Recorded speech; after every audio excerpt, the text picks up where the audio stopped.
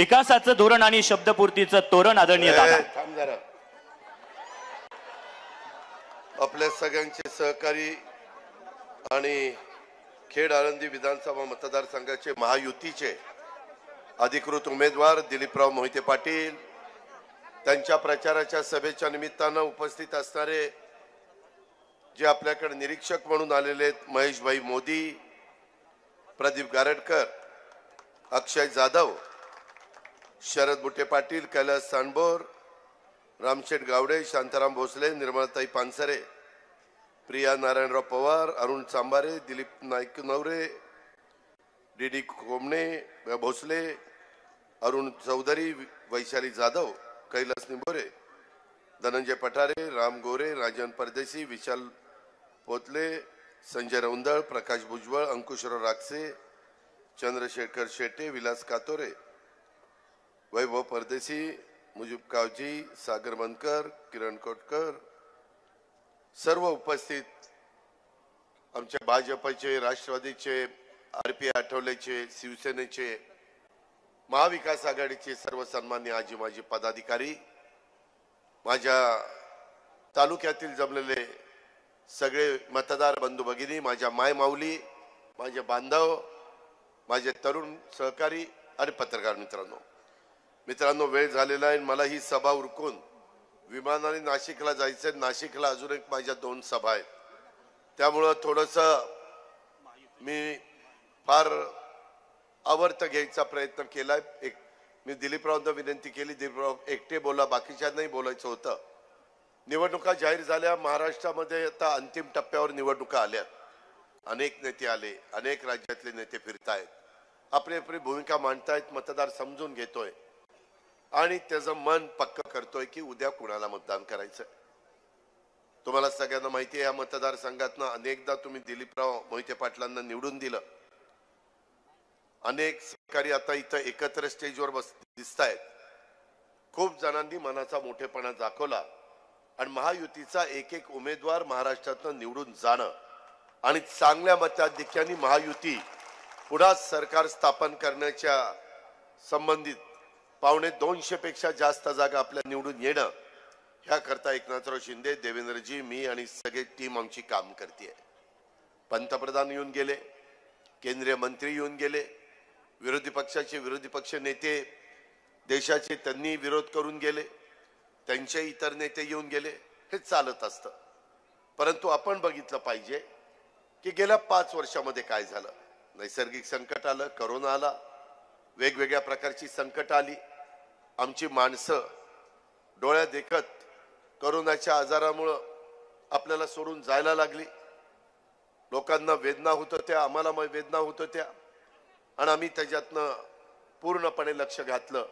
पहिला माणूस जगला पाहिजे, त्याला मदत झाली पाहिजे, त्याला ऑक्सिजन मिळाला पाहिजे, त्याला ॲम्ब्युलन्स मिळाली पाहिजे, त्याला बेड मिळाला पाहिजे, त्याला व्हेंटिलेटर मिळाला पाहिजे, त्याला जी काही त्याची गरज आहे, रेमडेसिवीर इंजेक्शन असेल किंवा वॅक्सिन असेल, हे देण्याचं काम आम्ही केलं. ह्या 5 वर्षाच्या काळामध्ये आम्हाला काही चढ उतार पाहावे लागले. सुरुवातीला सरकार होतं, त्याच्यानंतर काही कारणाने ते सरकार 2.5 वर्षांनी पडलं. त्याच्यानंतर महायुतीचं सरकार आलं. आम्ही 1 वर्ष विरोधी पक्षामध्ये राहिलो. परंतु हे सगळे आमदार मला म्हणायचे, सगळे भुजबळ साहेब असतील, दिलीप वळसे पाटील असतील, हसन मुश्रीफ असतील, प्रफुल्ल पटेल असतील, सुनील तटकरे असतील, धनंजय मुंडे असतील आणि सगळे आमचे आमदार असतील, किंवा दादा विकासाच्या करता आपण सरकारमध्ये गेलं पाहिजे, राज्याचा सर्वांगीण विकास आपण केला पाहिजे. आमच्या मतदारसंघातले शब्द आम्ही जे लोकांना दिलेले ते पूर्ण करायचं असेल तर काम झालं पाहिजे. आपण कामाची माणसं आणि त्याच्यातून खेडचे आमदार म्हणायचे की माझ्या ह्या विधानसभा मतदारसंघाच्या प्रश्नाची सोडवणूक झाली पाहिजे. प्रचंड लोकसंख्या वाढतीये, मोठ्या प्रमाणावर इंडस्ट्री वाढतीये, परराज्यातले लोक इथं भरपूर आलेत. तुमच्या माझ्या खेडचे तर लोक आहेच, कामाधंद्याच्या नोकरीच्या निमित्तानं बाहेरच्या जिल्ह्यातून तालुक्यातून लोक येत आहेत आणि त्याच्यामुळं एक वेगळ्या प्रकारचं वातावरण इथं आपल्याला सगळ्यांना पाहायला मिळतंय. ट्रॅफिकच्या बद्दलचे प्रश्न आहेत, त्याच्या संदर्भामध्ये कायदा सुव्यवस्था चांगली ठेवण्याच्या बद्दलचे प्रश्न आहेत, पिण्याच्या पाण्याच्या बद्दलचे प्रश्न आहेत, कचऱ्याच्या बद्दलचे प्रश्न आहेत. वेगवेगळ्या पठारावर त्या ठिकाणी पाणी देण्याच्या बद्दलचे आपले प्रश्न आहेत. आपला आदिवासी भाग ज्याचा उल्लेख मगाशी दिलीपराव मोहिते पाटलांनी केला, मोहित्यांनी केला, त्याच्या संदर्भातले प्रश्न आहेत. आणि सगळे प्रश्न सोडवायचे म्हटलं तर केंद्रात आता आपल्या विचाराचं सरकार अडून 4.5 वर्ष राहिलेलं आहे. परवा पुण्याच्या सभेमध्ये माझी आणि मोदी साहेबांची त्या ठिकाणी आम्ही चर्चा केली. मोदी साहेब मला विचारत होते काय परिस्थिती आहे, कशा पद्धतीनं लोकांची अपेक्षा आहे. मागं त्यांनी विचारलं त्यावेळेस सांगितलं की आपल्याला फार मोठा फटका 0.6% मतं कमी पडली, परंतु एनडीएचे खूप मोठे खासदार हे आपल्या महाराष्ट्रात पराभूत झाले आणि त्याच्यामुळं थोडी चलबिचल झाली. आम्ही न घाबरून जाता, न खचून जाता कारण काय शोधायचा प्रयत्न केला. कारण पहिलं आलं, कांदा निर्यात बंदी उठवली नाही, त्याचा झटका कांद्यावाल्यांनी असा दिला की न सांगितलेलं बरं. आणि तो इथं नाही, नाशिक, नगर, पुणे, सोलापूर, सातारा या सगळ्या बेल्टमध्ये. कारण कांद्याचं पीक घेणारा वर्ग मोठा आहे, कांदा उत्पादक मोठा आहे. कांदा निर्यात बंदी उठवली, ते म्हणले ठीक आहे आता आपण उठवली.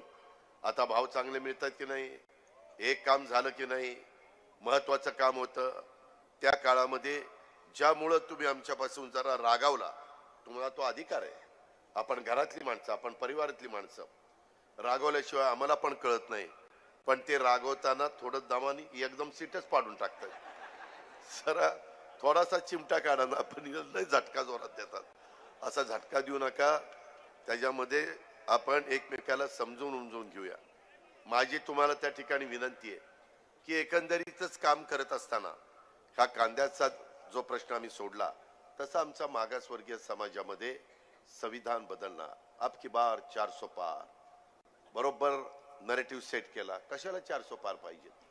300 मध्ये देखील सरकार येतंय, 275 निवडून आले तरी सरकार येतंय. अब की बार 400 पार कशा करता? तर संविधान बदलायचंय, घटना बदलायची, आरक्षण काढायचंय, सगळं काही करून टाकायचंय.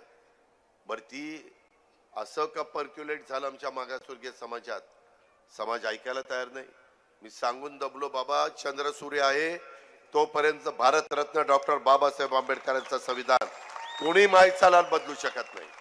एवढं ते संविधान अत्युच्च आहे, अशा पद्धतीचं आहे. त्याचा विचार आपण केला पाहिजे.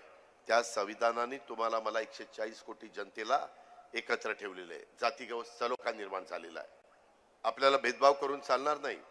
मी नेहमी सांगतो, योगपुरुष छत्रपती शिवाजी महाराजांच्या रयतेचं राज्य जसं होतं, 18 पगड जाती 12 बलुतेदारांना बरोबर घेऊन त्यांनी हिंदवी स्वराज्याची स्थापना केली, तशा पद्धतीनं आम्ही ह्या राज्याला पुढे नेण्याचा प्रयत्न करतोय. शेवटी सगळी आपली माणसं आहेत, त्यांना त्या ठिकाणी कुठं अंतर देऊन चालणार नाही, समाज ऐकणार नाही. आणि त्यामुळं जसं संविधानाचं झालं, आता काही केंद्राची निवडणूक आहे, अजूनही विरोधी पक्ष नेते येतात आणि ते संविधान दाखवतात. मध्ये तरी कोरच संविधान दाखवलं, तो अपमान केला बाबासाहेब आंबेडकरांचा. अहो विरोधी पक्ष नेते, तुम्हाला अपमान करायचा अधिकार कुणी हो दिला? असं नाही चालणार. त्या संदर्भात अनेक जण येऊन आणखीन काही सांगण्याचा प्रयत्न करतात. तो सीए कायदा आणला, परदेशामध्ये असणाऱ्या भारतीयांना पुन्हा एकदा आपल्या देशामध्ये आणायचा मायदेशी, तर कुठली तरतूद नव्हती, त्याकरता तो कायदा आणला. अनेक देशांच्या मध्ये अराजकता आहे, युद्ध चालू आहे, युक्रेनला चालू आहे, रशियाला चालू आहे, इस्रायलला चालू आहे, पॅलेस्टाईनला चालू आहे. तिथं मध्ये बांगलादेशमध्ये काय घडलं? पंतप्रधानच निघून गेले, रातोरात विमानात बसून गेले. राष्ट्रपती पळून गेले श्रीलंकेचे, त्यांच्या बंगल्यात जाऊन लोक त्या स्विमिंग पूल मध्ये डुंबत बसली. काय काय केलं सांगू नका. अशा प्रकारच्या घटना घडतात. तिथं आपले असणारे भारतीय घाबरून गेले. त्यांना बायदेशी आलं पाहिजे. जसं माझ्या खेडचा, राजगुरुनगरचा, चाकणचा एखादा मुलगा राज्याच्या एखाद्या टोकाच्या भागामध्ये गेला आणि तिथं काही गडबड झाली तर आपण घाबरून बोलवतो ना, ये बाबा इकडे ये.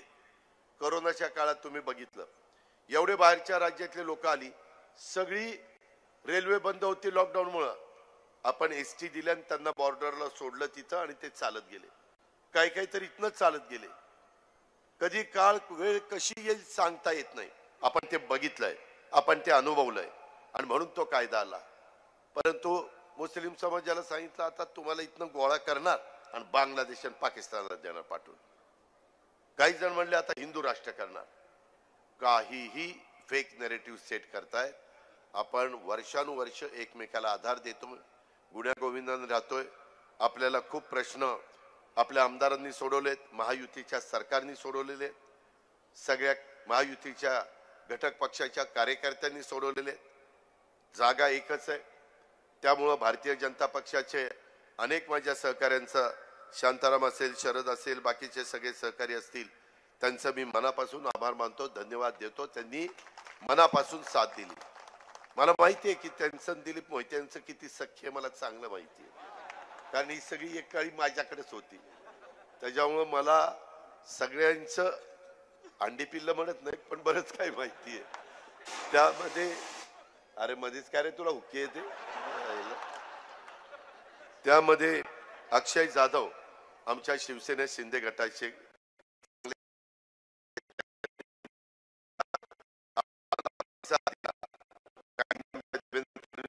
आव्हानाला प्रतिसाद दिला. काही आमच्या पण ओळखी आहेत, आम्ही त्यांना विनंती केली. शेवटी आपल्याला ध्येय काय? आज आमच्या महायुतीच्या सगळ्या घटक पक्षांचं ध्येय राज्यामध्ये पुन्हा महायुतीचं सरकार आणायचं.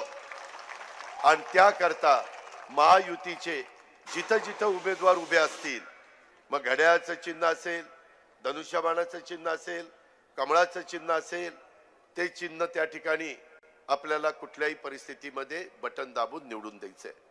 इथं 2 मशीन 2 नंबरला नाव आहे आणि ते बटन आपण दाबायचंय. हे मला कचरा केलेला आवडत नाही. माझ्या बहिणी सगळ्या तिथं सगळ्या अंगावर पडते रे. त्याला घ्या रे पोलिसांनो, घ्या ताब्यात, त्याला चालेल. बघा ना माझ्या पण अंगावरती पडते.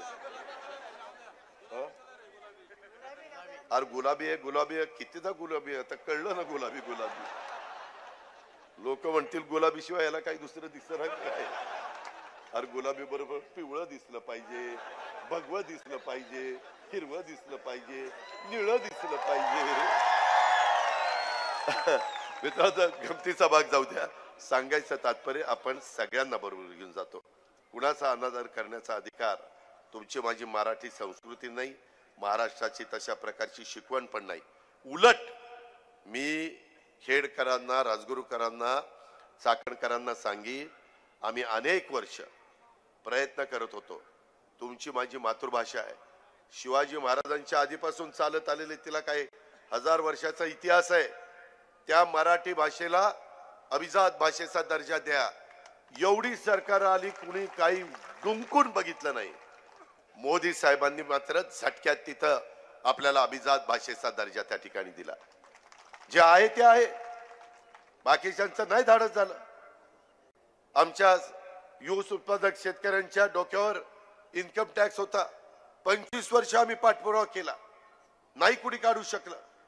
प्रणव मुखर्जींना भेटलो, पी चिदंबरमला भेटलो, एके अँथोनीला भेटलो.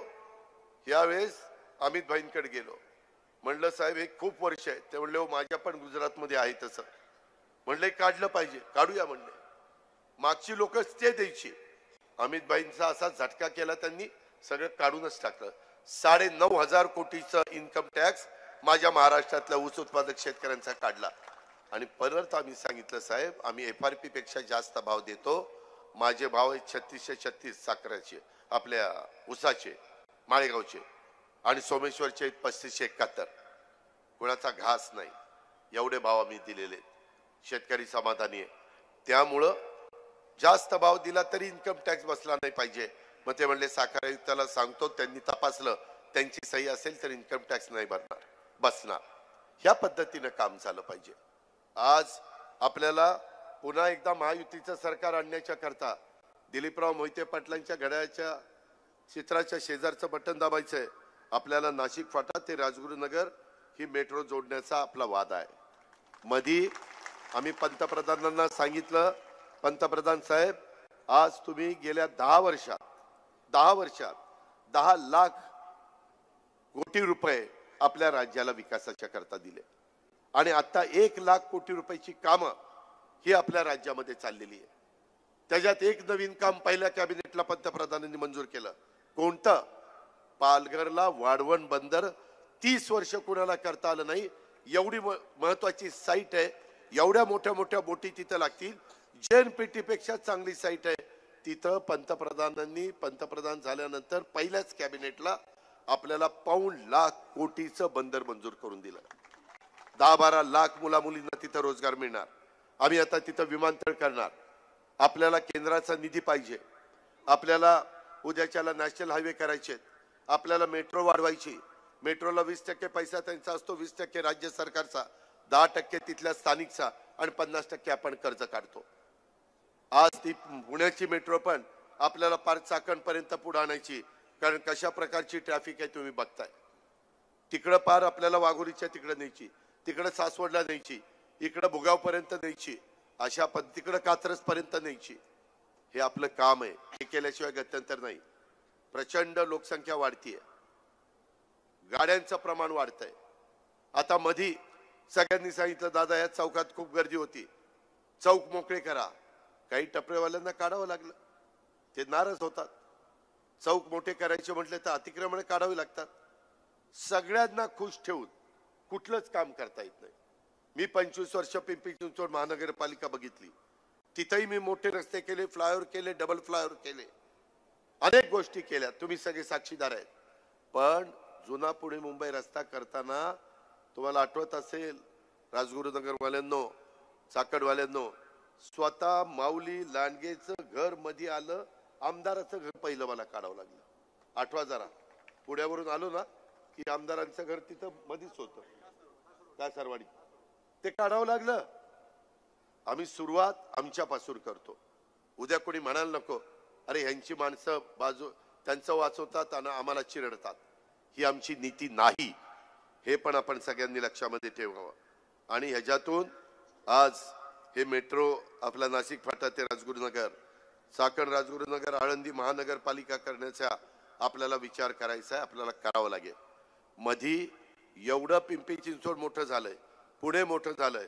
आपल्याला ही महानगरपालिका केल्याशिवाय माझ्या अजून एक महानगरपालिका डोक्यात आहे, हडपसर, तिकडं वाघोली, तिकडं मांजरी, तिकडं लोणी काळभोर, तिकडं उरळी कांचन, तो सगळा भाग.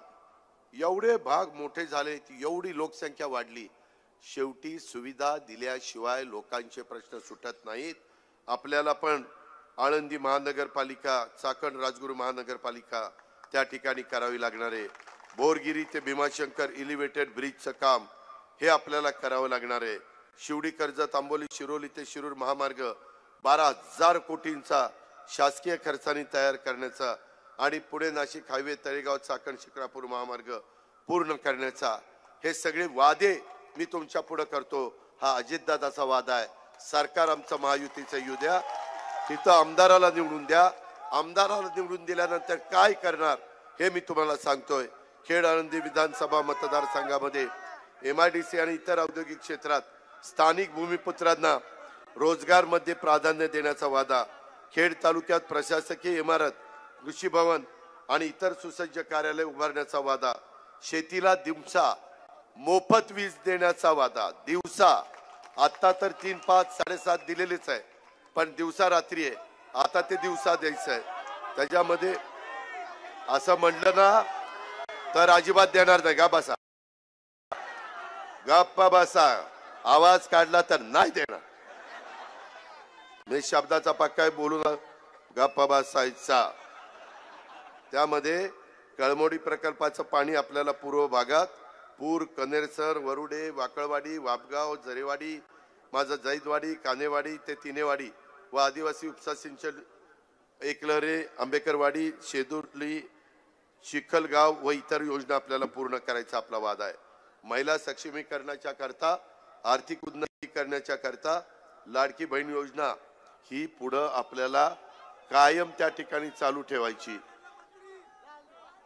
अरे थांब ना, मी खरंच सांगतो तुम्हाला, महाराष्ट्र मला ओळखतो. मी जर तुम्ही तसं म्हणलं ना, मी नक्की म्हणेल बाहेरचा आलाय आणि हा असं म्हणतोय याचा अर्थ याला दिवा मिळू नये. तसा बोलला की अजित देणार नाही म्हणून तो बोलतोय. गा बसायचं. त्याच्यामध्ये अशा या सगळ्या गोष्टी आहेत. मी येतो शेवटी.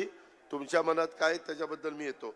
एकंदरीतच आम्ही बहिणींना 1,17,000 बहिणींना आम्ही आजपर्यंत लाडकी बहीण योजना दिली. एकनाथराव, देवेंद्रजी, मी आम्ही सगळ्यांनी बजेटमध्ये व्यवस्थित तरतूद केली. आम्ही आमच्या शेतकऱ्यांना 15,000 कोटीची 44 लाख शेतकऱ्यांना ती वीज माफीची योजना दिली. माझ्या बहिणींना 45,000 कोटी रुपये आम्ही वर्षाला खर्च करतोय. त्याच्यामध्ये मुलींना मोफत शिक्षणाची 50% होतं ते 100% केलं. 3 गॅस सिलेंडर फ्रीची योजना दिली. मुलगी जन्माला आल्यानंतर 18 वर्षाची होईपर्यंत 1,01,000 त्या मुलीला टप्प्याटप्प्यामध्ये मिळतील ही योजना दिली. 1 रुपयामध्ये पीक विम्याची योजना दिली. त्या संदर्भामध्ये माझ्या शेतकऱ्यांच्या करता दुधाचा व्यवसाय आहे त्यांना 5 रुपये आधी अनुदान दिलं. आता 1 ऑक्टोबर पासून ते 7 रुपये गाईच्या दुधाला केलेले आहेत. त्याच्यावर शेतकऱ्यांचा फायदा आहे. काही शेतकरी म्हणतात दादा काही पैसे बाकी राहिलेत, आचारसंहितेच्या काळामध्ये तुमच्या अकाउंटला जास्त लगेच पैसे टाकता येत नाही. माझ्या माय माऊलीच्या अकाउंटला पैसे टाकले. दिवाळी 1, 2, 3 तारखेला होती. ती 1, 2, 3 तारखेच्या दिवाळी आणि आचारसंहिता सुरू व्हायच्या आत काहींच्या खात्यावर 7,500 आले, काहींच्या खात्यावर 4,500 आले. पहिले 3,000 ज्यांना मिळाले त्यांना 4,500. अशा पद्धतीनं आम्ही वचनपूर्तीचं काम करणारे कार्यकर्ते आहोत. आम्ही माझ्या मायमाऊलींना फसवणार नाही. हे म्हणतात की हे पैसे देणार नाही. अरे शाळेंनो, तुमच्या अनेक वर्ष सरकार होती, तुम्ही आमच्या बहिणींना 1.25 रुपये तरी टाकणार करे, 1.25 रुपये. आणि तुम्ही आम्ही आज 1,500 रुपये देतो. तुम्हाला काय 1,500 रुपयाची किंमत माहिती आहे? जी दिवसभर काम करून जिची संध्याकाळी चूल पेटते तिला 1,500 रुपयाची किंमत माहिती आहे. रोजगार हमीच्या कामावर खुरपाणीला जाणारी, झाडू पोछा करणारी, धुणं भांडी करणारी, स्वयंपाक करणारी, झोपडपट्टीमध्ये राहणारी माझी गरीब माऊली, माझी गरीब बहीण, तिला त्याची किंमत माहिती आहे. मोठ्यांना नाही करायचं त्यांची किंमत. आणि म्हणून आज त्यांना सबल करण्याचं, सक्षम करण्याचं काम आम्ही करतोय. मी सहज बघत होतो आपल्या इथं जवळपास 1,17,000 आणि आपले मतदार किती आहेत?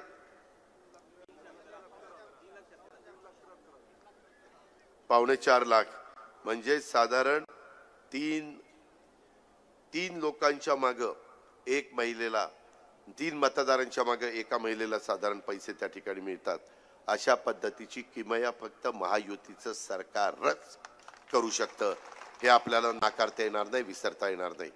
आणि मी तुम्हाला सगळ्यांना सांगतो की हे पुढे चालू ठेवायचं असेल, हे पुढे चालू ठेवायचं असेल पुढे 5 वर्ष, तर ते तुमच्या हातात आहे. तुम्ही म्हणाल कसं?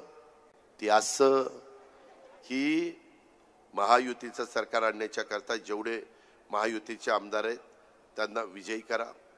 इथं तुम्हाला घड्याळाच्या चित्राच्या शेजारचं बटन दाबलं की महायुतीचा आमदार निवडून येणार, सरकार राज्यात येणार. सरकार राज्यात आल्यानंतर तुमची योजना पुढे 5 वर्ष चालू राहणार. तुमचं वीज माफीचं धोरण पुढे 5 वर्ष चालू राहणार. दुधाचे दर उतरतील त्यावेळेस तुम्हाला इन्सेंटिव्ह चालू राहणार. कांदा निर्यात बंदी ती आम्ही उठवली जाणार, उठलेलीच आहे. अशा ज्या गोष्टी आहेत त्या गोष्टीच्या करता आम्ही तुम्हाला मदत करतोय. माझ्या युवा युवतींच्या करता 6,000, 8,000, 10,000 रुपयाचा स्टायपेंड आम्ही सुरू केलाय. तो कशा करता केलाय की त्यांनी त्याचा कोर्स करावा, 6 महिन्याचा. पैसे आम्ही देणार, आम्ही नंतर सर्टिफिकेट देऊ. म्हणजे त्यांना एखाद्या कारखान्यामध्ये हे वक्त माझं सर्टिफिकेट, मी शिक्षण पण घेतलंय आणि अनुभव पण घेतलाय, मला नोकरी मिळाली पाहिजे. किंवा बँकेला मी ते शिक्षण पण घेतलंय, माझं सर्टिफिकेट, अनुभव पण घेतलाय, मला त्या कामाच्या करता कर्ज द्या, मी परतफेड करण्याची माझी क्षमता आहे. अशा पद्धतीचं आज आम्ही सगळ्यांनी विचार केलाय आणि त्याकरता ती योजना आणली. योजना सगळ्या जाती धर्माच्या करता आणल्या, हे आपल्याला त्या ठिकाणी विसरता कामा नये. अशा पद्धतीनं माझी तुम्हाला सगळ्यांना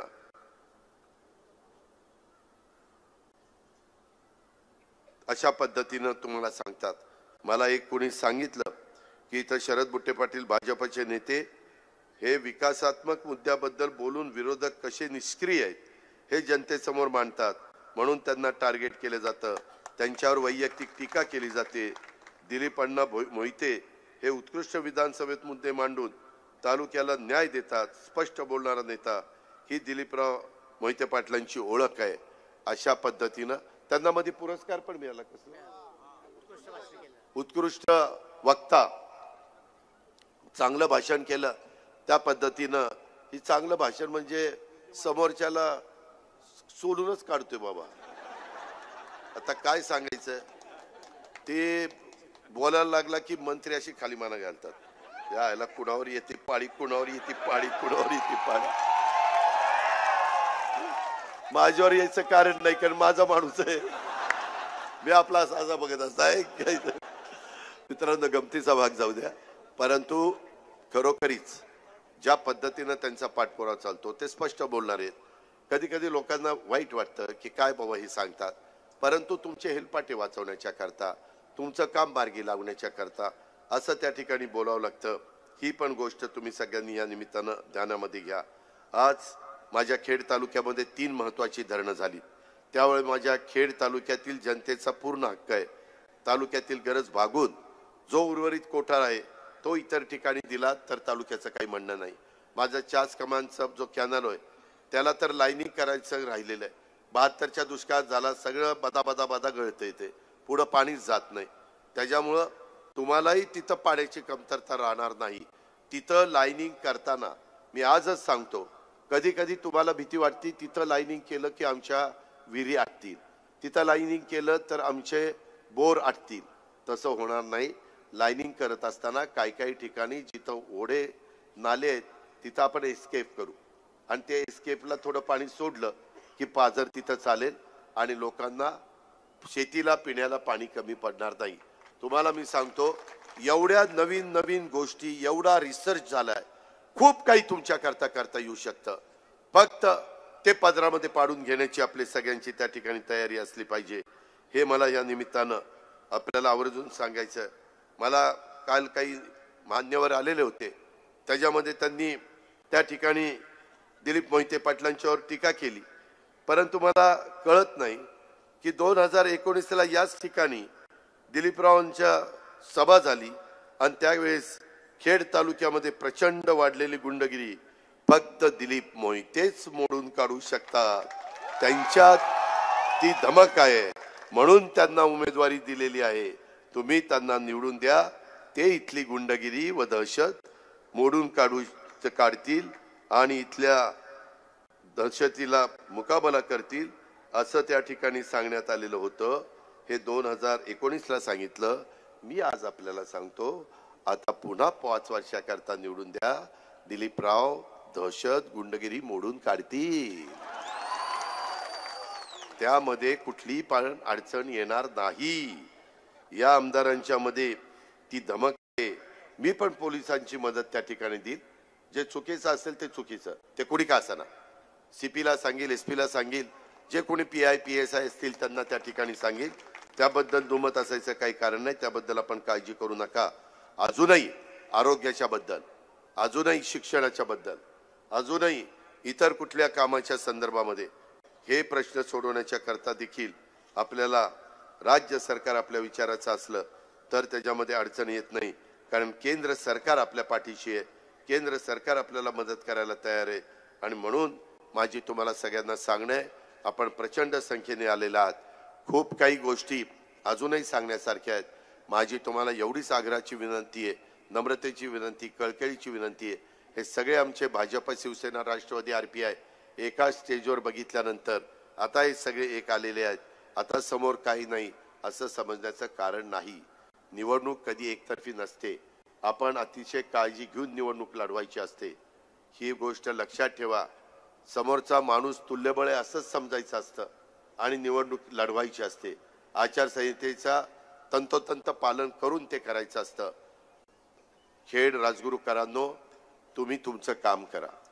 मी आपल्याला सगळ्यांना शब्द देतो, यावेळेस माझ्या जोडीला दिलीपराव मोहिते पाटलांना मंत्रिमंडळामध्ये घेण्याच्या करता मी त्या ठिकाणी कमी पडणार नाही, हा शब्द मी तुम्हाला देतो. पण तुम्ही लाखाच्या मताधिक्याने त्याला निवडून दिलं पाहिजे. प्रचंड मताधिक्याने विजयी तुम्ही करा. आणि माझ्या बाकीच्या मित्रपक्षांना सांगतो, उद्याच्याला हे आमदार झाले, हे बाकीचे पदाधिकारी झाले तर आमचं काय? उद्या काहींना जिल्हा परिषद लागते, तालुका पंचायत लागते, कुणाला मार्केट कमिटी लागते, कुणाला बँक लागते, कुणाला दूध संघ लागतो. वेगवेगळी पदं आहेत. ती पदाच्या मध्ये देखील आपण एकत्र बसू. ज्याच्यातनं माझ्या खेड तालुक्याचं भलं होणार आहे ते करण्याच्या करता आपण त्याच्यामध्ये निश्चितपणे पुढे त्या ठिकाणी जाऊ. मी श्री अमर मच्छिंद्र बोराडे हे खेड आळंदी विधानसभेमध्ये अपक्ष म्हणून उमेदवार आहेत. खेड तालुका आदर्श समाजसेवक आहेत. तालुक्यातील आमदार श्री दिलीप अण्णा मोहिते पाटील यांच्या प्रेमामुळे राज्याचे उपमुख्यमंत्री नामदार अजित पवार यांच्या उपस्थितीत मी अण्णांना बिनशर्त जाहीर पाठिंबा देत आहे. आजपासून त्यांच्या प्रचारात सामील होतोय. धन्यवाद. मला काही कळना, अमर बोराडेला प्रेम मिळतंय, मला प्रेम मिळना. मित्रांनो, गमतीचा भाग जाऊ द्या, परंतु एक चांगला निर्णय झाला. गाफील राहू नका. माझी तुम्हाला विनंती आहे, आंबेगावला दिलीप वळसे पाटलांना तिथं पावणे रावळे असतील तर तिथं महायुतीचे उमेदवार म्हणून त्यांना निवडून द्या. मावळात सुनील शेळकेंना त्या ठिकाणी निवडून द्या. भोसरीला आमचा महेश लांडगे, त्याची तिथं कमळ खूण आहे, तिथं त्याला त्या ठिकाणी निवडून द्या. मधी पिंपरीला अण्णा बनसोडे, त्याची खूण तिथं घड्याळ आहे. पलीकडे गेला चिंचवडला आमचा शंकर जगताप, त्याची कमळ ही खूण आहे. इकडच्या बाजूला गेला तर त्या ठिकाणी आमचा माऊली कटके, त्याची घड्याळाची खूण आहे. अशा पद्धतीचे आजूबाजूला उमेदवार आहेत. आपल्याला महायुतीचं सरकार आणायचंय.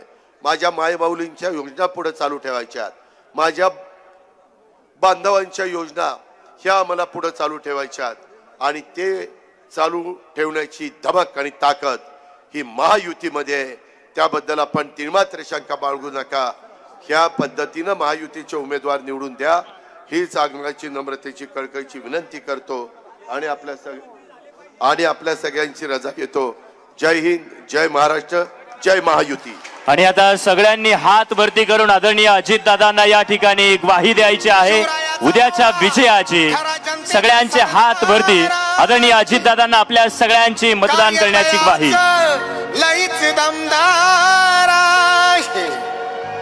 आपलं चिन्ह घड्याळ, अनुक्रमांक 2 आपले उमेदवार आदरणीय दिलीपरावजी अण्णा मोहिते पाटील.